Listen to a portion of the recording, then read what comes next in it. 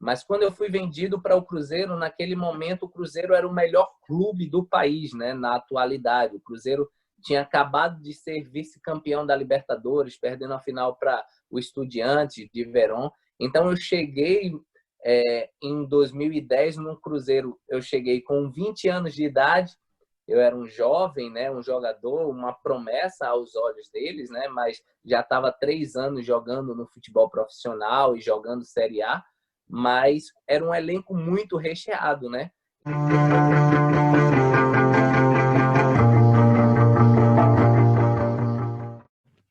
Nosso convidado de hoje foi revelado pelo Náutico e chegou a vestir a camisa do Cruzeiro em 2010. Depois, passou por times como Avaí, Cuiabá, Asa, Salgueiro e Central, até acertar com o Bangu, que disputa a partir deste mês a Série D do Campeonato Brasileiro. No ano passado, ele foi vice-artilheiro com 7 gols do Campeonato Carioca, sendo superado apenas por Bruno Henrique, do Flamengo, que marcou 8 vezes. O Vamos para o Jogo recebe hoje Anderson Lessa. Anderson, muito obrigada, viu, por ter aceito o convite para conversar com a gente. E eu já quero começar te perguntando, o pé já está calibrado para poder já brigar pela artilharia aí do Campeonato Brasileiro? Para mim é uma honra estar falando com vocês, participando do programa. Pode ter certeza, todas as vezes que eu visto essa camisa do Bangu, graças a Deus, sempre tenho feito gols. E estou com essa expectativa boa também para a minha terceira passagem no clube, poder mais uma vez vestir essa camisa e honrar, né, ela fazendo gols e ajudando o clube a conquistar os seus objetivos, que é o acesso agora para a Série C. E conta pra gente, então, como que tá essa preparação? Você já conhece bem, né, o clube, sabe como que as coisas funcionam por aí. Como que tá essa preparação, então, já para a estreia?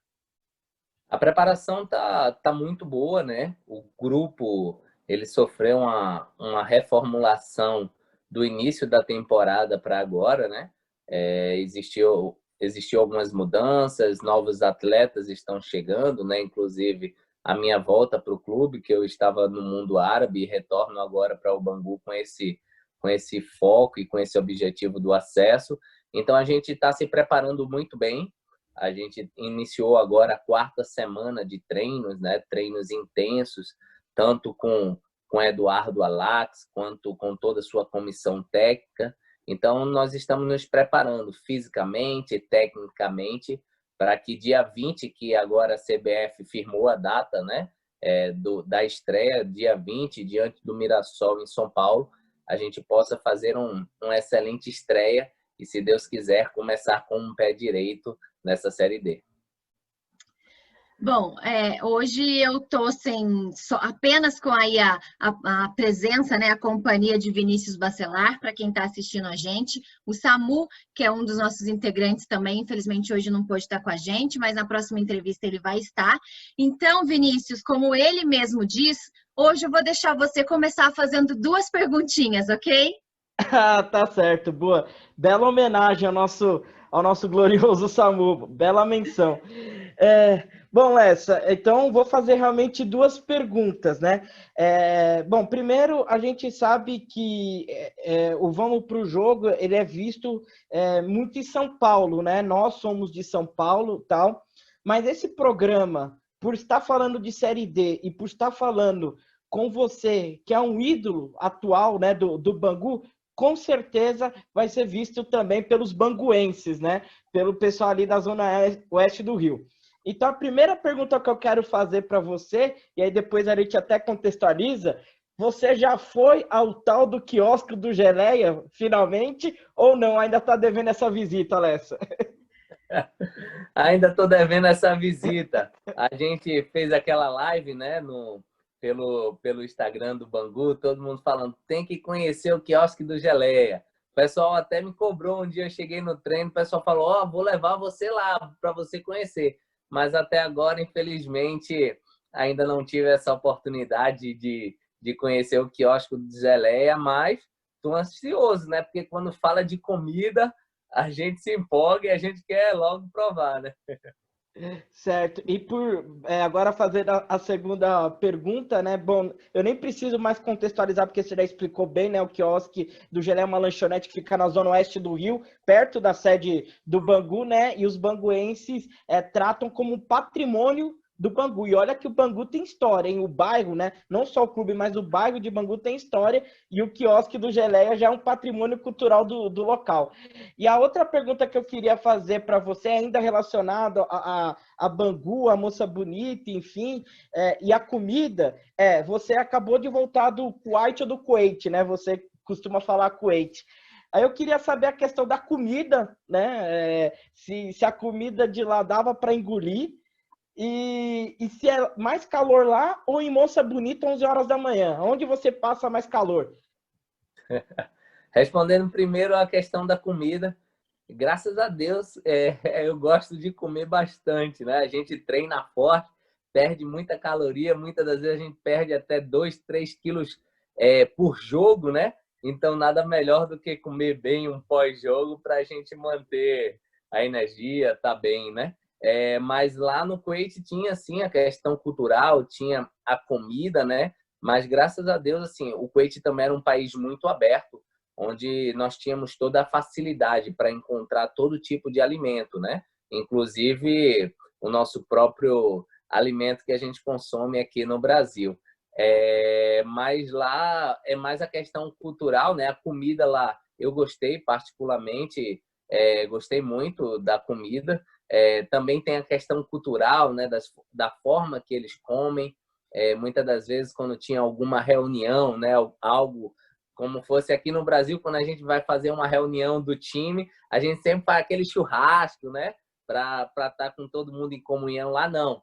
Eles faziam como fosse o churrasco deles, existia uma carne lá, mas era sempre com um pão bem temperado, eles usavam muito alho, mas só que a mesa deles era o chão, né? Todo mundo se sentava no chão e comia com a própria mão, né? Então é questão cultural mesmo, mas que eu gostei muito. Essa diferença cultural é muito importante, interessante, que a gente também cresce muito como pessoa, né? Com entendimento também. Então foi muito bom. E também a questão do calor, eu achei que Bangu, Moça Bonita, era quente, até eu conhecer o Kuwait, né? Porque o Kuwait, na época do verão, realmente faz muito calor. Para você ter noção, eu cheguei lá em julho, né, do ano passado, e eu cheguei, eram 3 horas da madrugada. E quando eu cheguei lá, estava batendo 3 horas da madrugada, 44 graus.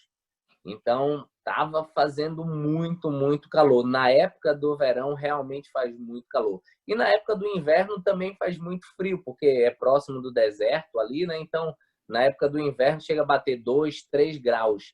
Mas na época também do calor, bate aí seus 47, 49 graus, que é impossível você treinar de manhã e de tarde, tanto que os nossos treinos eram só no período da noite por causa disso, porque o calor era tão grande que vou falar algo aqui para a gente pelo menos tentar chegar em algo parecido.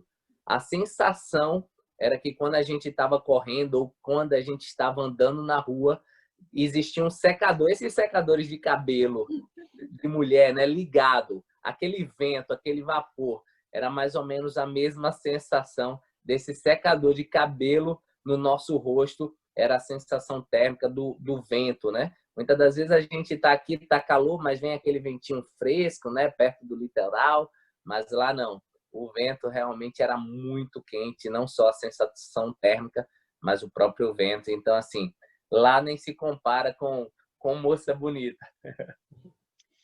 Ô Anderson, e falando um pouquinho agora sobre o futebol, o que você achou sobre as características? Tem alguma coisa parecida com as características do futebol que a gente vê aqui no Brasil? E eu queria também que você falasse, quando chega um brasileiro no time, como que as pessoas tratam? Porque aqui a gente tem a impressão de que a gente ainda é muito respeitado no futebol, né? E que quando chega um brasileiro num time, sempre tem aquela coisa de que é craque, ainda mais quando é atacante, né? Já chega com a fama de goleador, de vice-artilheiro, enfim. Como que era esse tratamento lá? A questão técnica e tática, né, é um pouco diferente, realmente do Brasil para o mundo árabe em si, né? Cada clube lá só pode 5 estrangeiros, os demais jogadores são locais. Então, eles criam essa expectativa muito grande nos estrangeiros que vêm. Então, na visão deles, os estrangeiros que vêm realmente têm que fazer a diferença, como a gente fala no futebol, né? Tem que chegar para decidir, para resolver o problema deles. E quando se trata de brasileiros, eles criam essa expectativa. Quando você chega lá, principalmente sendo atacante, eles já falam Ronaldo, Romário, Neymar, né? Porque eles já criam essa expectativa, porque os próprios árabes, né? Eles são muito fãs, né, dos jogadores brasileiros, do talento brasileiro em si. Então, quando um brasileiro chega lá, o brasileiro em si ele chega muito valorizado. E aí cada atleta ali dentro do clube tem que escrever a sua história, mas uma coisa que é importante é que as portas estão abertas e você já chega com esse certo reconhecimento, mas ao mesmo tempo com essa certa cobrança, né? Porque eles esperam que você realmente resolva todos os jogos, que eles depositam realmente a confiança deles no atleta brasileiro. Então, comigo também não foi diferente, graças a Deus. O Senhor me abençoou lá também, fui artilheiro do meu time na temporada, pude fazer uma excelente temporada, mas também existe a questão, como você fez a primeira pergunta, né? A diferença técnica, tática, é outra visão, é outro estilo de jogo, né? O futebol brasileiro, eu acho e eu creio que é um pouco mais como o futebol europeu, é um futebol mais de força, né? Lá eles têm sim esse trabalho, mas não é tão forte assim como o futebol brasileiro. Aqui a gente dá mais intensidade no jogo. Lá o jogo tem a intensidade, porém não é como aqui, né? Pela questão da própria carga de treino no dia a dia, lá não tem tanta sequência de jogos como aqui no Brasil. Aqui no Brasil a gente vê jogo quarta, domingo, terça e sábado, e assim vai. O calendário brasileiro é muito louco, né? E às vezes tem 3 jogos na semana, né? Por causa quando realmente tem um campeonato em cima do outro. Lá não. Lá é um jogo por semana. Às vezes acontece de ser um pouco mais intercalado. Às vezes tem um jogo, só vai ter outro daqui a 10 dias. Então, isso por uma parte é bom para que o treinador ele possa preparar o time, treinar o time, mas por outra parte, a gente que é jogador, a gente precisa jogar, precisa de ritmo de jogo, né? Quanto mais você joga, mais preparado você fica. Uma coisa é você treinar, outra coisa é jogar. O jogo é completamente diferente do jogo, são outras valências, né? É outra realidade.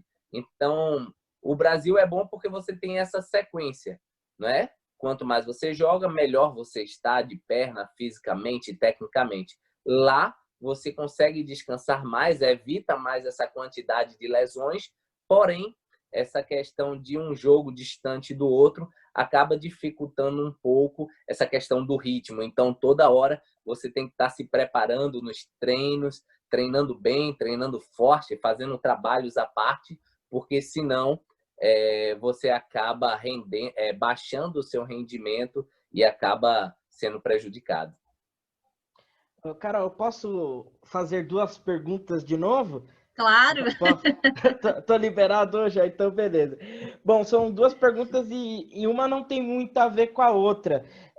Mas, bom, primeiro, Anderson, você jogou no Salgueiro, né? Como a Carol disse na sua apresentação, e o Salgueiro foi o primeiro time do interior do Pernambuco a conquistar o estadual, né? Esse ano.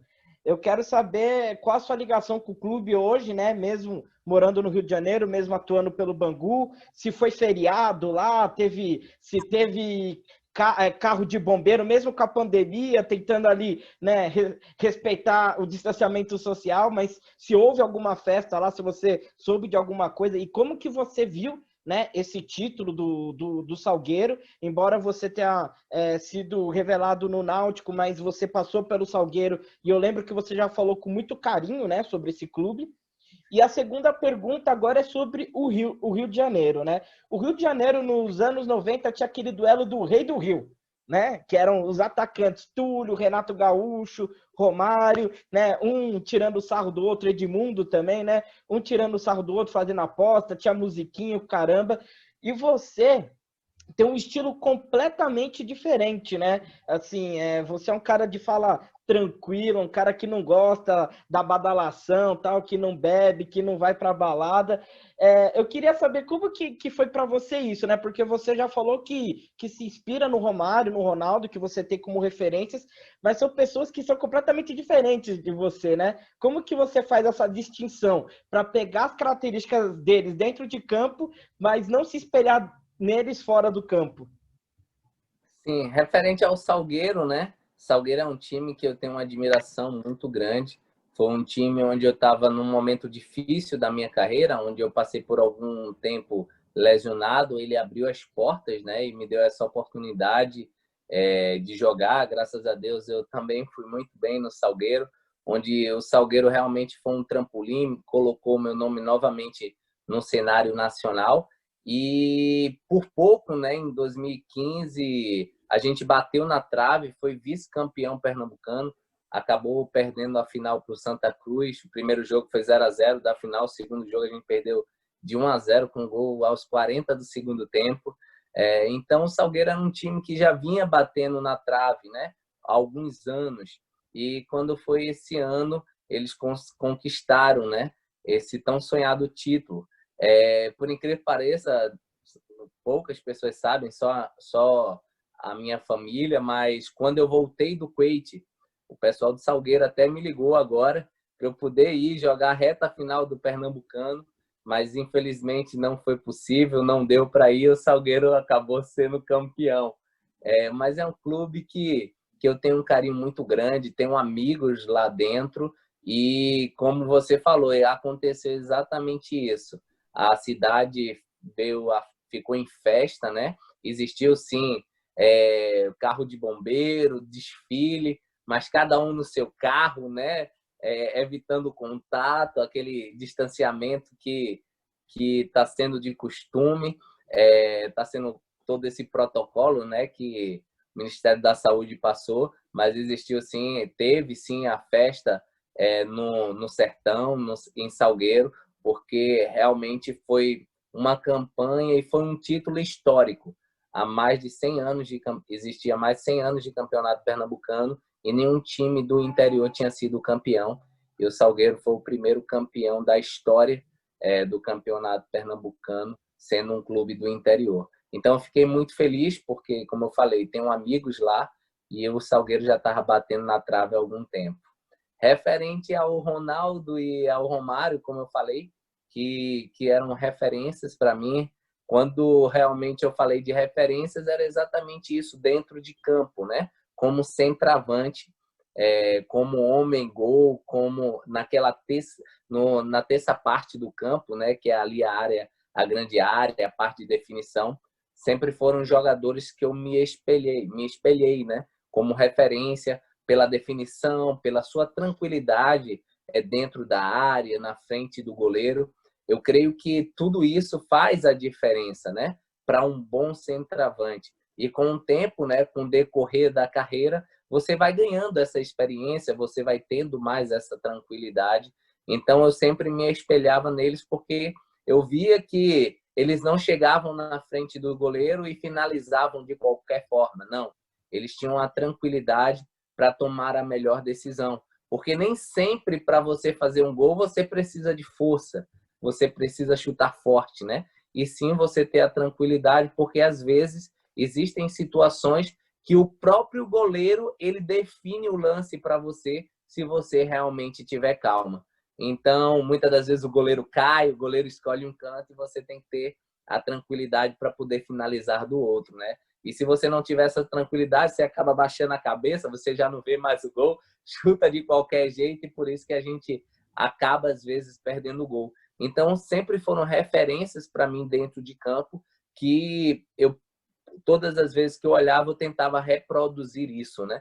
Então, hoje, no meu jogo, né, dentro de campo, eu tento aplicar isso, eu tento me posicionar da melhor forma, criar situações, criar oportunidades de gol, e quando essas oportunidades aparecem, eu tento ter a maior tranquilidade possível para poder definir aquele lance de forma correta, né? Porque a gente, como é atacante, às vezes vai aparecer 2, 3 oportunidades no jogo, mas às vezes só aparece uma.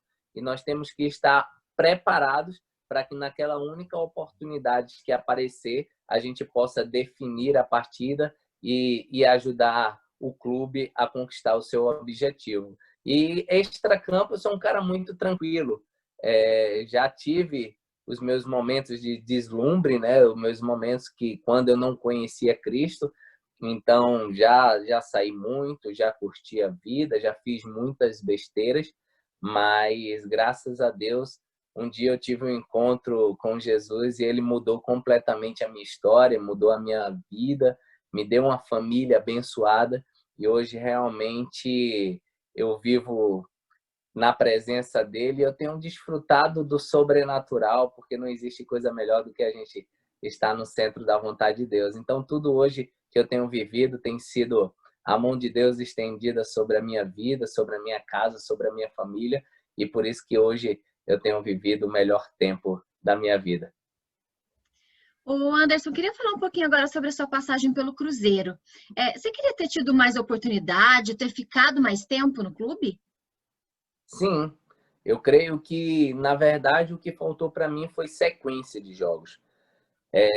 Desde 17 anos, né, eu estreiei no profissional do Náutico, jogando a Série A do Campeonato Brasileiro, e com 19 anos eu fui vendido para o Cruzeiro.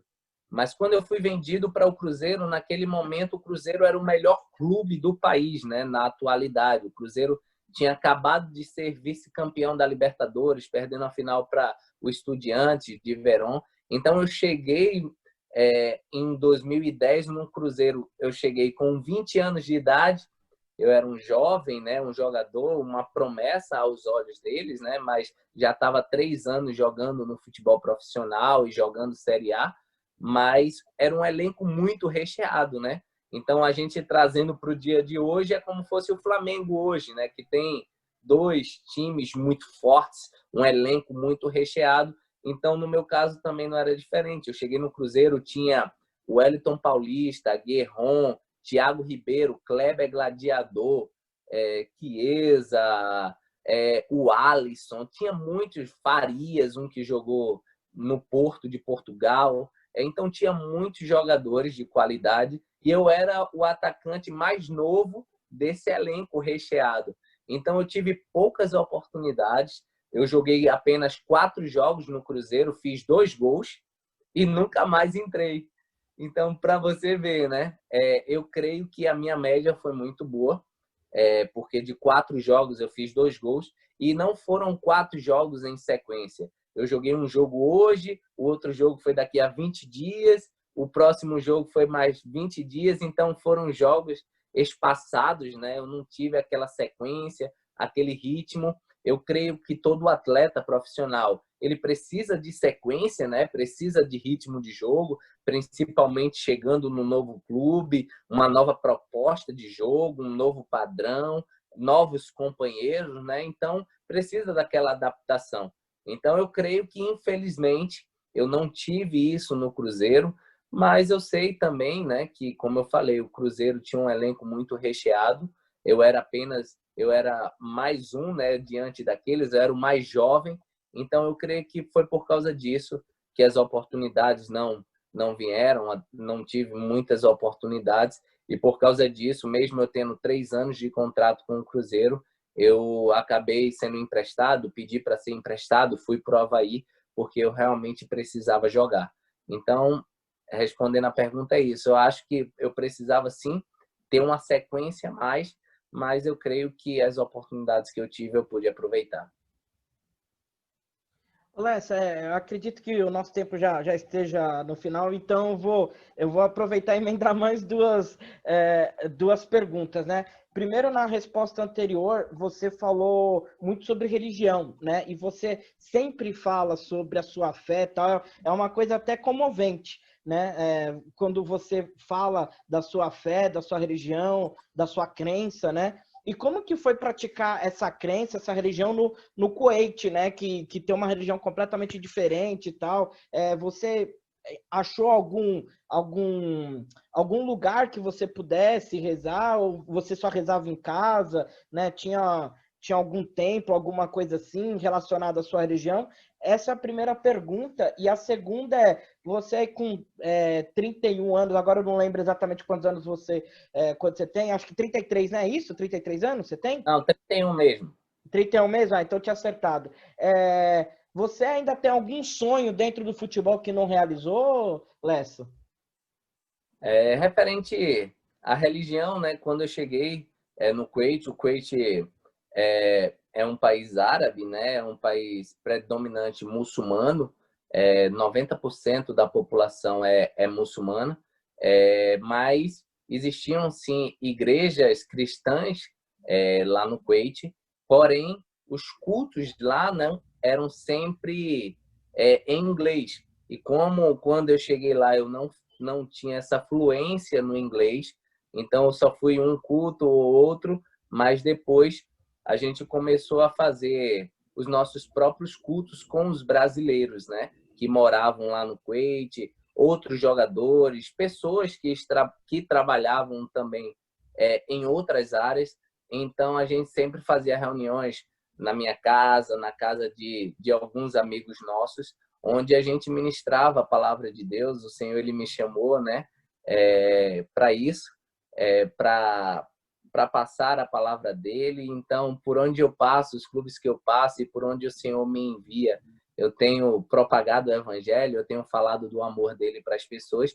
E lá no Kuwait também não foi diferente. Existiam, sim, alguns templos cristãos, mas, como eu falei, não existia nenhuma igreja cristã lá que era pregado em português, né? A pregação era em português. Então, a gente criou isso, né? Criou esse grupo, criou essa reunião dentro dos lares, onde a gente convidava os brasileiros que queriam receber essa palavra de Deus, e graças a Deus uma boa quantidade de pessoas foram, e Deus cumpriu o propósito dele ali naquele lugar sobre a vida de cada um. E referente à segunda pergunta sobre sonhos, sim, eu sou um cara muito sonhador. Eu creio que para Deus não existe impossível, né? Um sonho que eu tenho é jogar na seleção brasileira, sempre tive.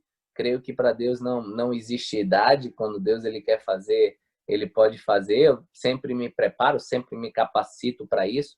Um sonho também que eu tenho é voltar a jogar a Série A do Campeonato Brasileiro. Por 5 anos eu já tive a oportunidade, né, de jogar o Campeonato Brasileiro da Série A. E eu tenho esse desejo novamente de voltar a jogar a Série A, de conquistar grandes coisas, e eu tenho me dedicado, tenho me preparado para isso, para que quando a oportunidade possa aparecer, eu esteja pronto para poder realmente desfrutar, né, e viver tudo isso novamente. Anderson, muito obrigada, viu, por você ter aceito o convite para conversar com a gente. Foi muito bacana. Só te desejar boa sorte aí no Campeonato Brasileiro, que você possa fazer muitos gols. E saúde para você, para a família. Sei que você está com um nenenzinho pequeno em casa, né? Muita saúde aí para ela, né? Uma menina, não é isso? Isso, a Letícia. Então, muita saúde para a Letícia, viu? Tá bom, obrigado. Para mim foi uma honra participar com vocês aqui desse bate-papo, dessa entrevista, né? Ana Letícia vai completar essa semana de festa, domingo ela está completando 5 mesinhos. A gente está muito feliz, e que Deus ele continue abençoando também vocês, abençoando esse projeto. Tenho certeza que Deus ele ainda vai fazer grandes coisas e vai soprar o nome de cada um de vocês para coisas maiores ainda. Que Deus continue abençoando vocês e realizando todos os sonhos que vocês têm no coração. Bom, pessoal, essa foi a entrevista com o Anderson Lessa, atacante do Bangu. A gente espera que vocês tenham gostado. Se vocês curtiram, por favor, ajude a gente, compartilhe o link. Não se esqueça também de se inscrever no canal e ativar o sininho. Toda segunda e toda quinta tem vídeo novo por aqui. Bom, hoje a gente está desfalcado do Samu, que volta na próxima entrevista. Então, Vinícius Bacelar, até a próxima e vamos pro jogo. Vamos pro jogo.